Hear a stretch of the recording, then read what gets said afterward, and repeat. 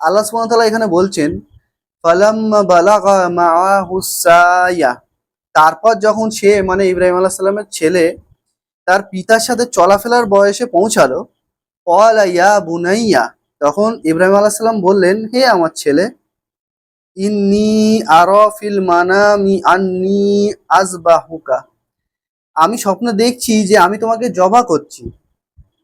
ফানজুর মাজা তরা, তাহলে তুমি বলো তো যে এই ব্যাপারে তোমার কি মতামত।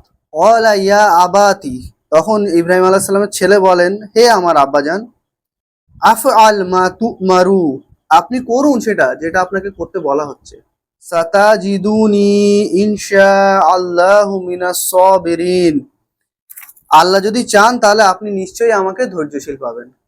তো এখানে যে ইশারাটা করেন আল্লাহ সুবহানাহু ওয়া তাআলা, যে ইব্রাহিম আলাইহিস সালামকে স্বপ্নের মাধ্যমে ওহী করেন যে ওনার ছেলেকে ওনাকে জবাহ করতে হবে। কোন সময় আমরা আরো আগে আয়াতে পড়ি যেখানে বোঝা যায় ইব্রাহিম আলাইহিস সালামের বৃদ্ধ বয়সে ওনাকে ফেরেশতারা এসে সুখবর দেন যে আপনাকে আল্লাহ সুবহানাহু ওয়া তাআলা একটা সন্তান দেবেন।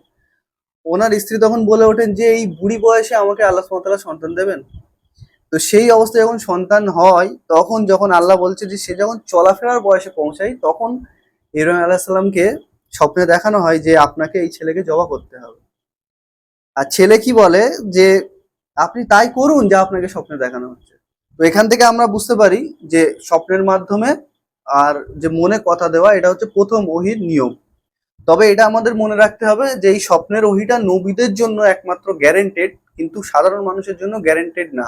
সেটা সত্যি হওয়ার পরেই সাধারণ মানুষ বুঝতে পারবে যে তাকে সত্যি স্বপ্ন দেখানো হয়েছে নাকি শয়তানের পক্ষ থেকে দেখানো হয়েছে। যেটা হাদিসের মধ্যে আমরা পড়ি, আল্লাহ রসুল বলেন যে স্বপ্ন তিন প্রকারের হয়। একটা হচ্ছে আল্লাহর তরফ থেকে কাউকে কোনো স্বপ্ন দেখানো হয়, দ্বিতীয় হচ্ছে শয়তান কোনো তার সঙ্গে খেলা তামাশা করে, আর তৃতীয় হচ্ছে সে সারাদিন বা সবসময় যে জিনিসটা নিয়ে চিন্তা ভাবনা করতে থাকে, নিজের খামখেয়ালি বা নিজের খেয়াল খুশি বলে, সেটা সে স্বপ্নতে দেখা পায়।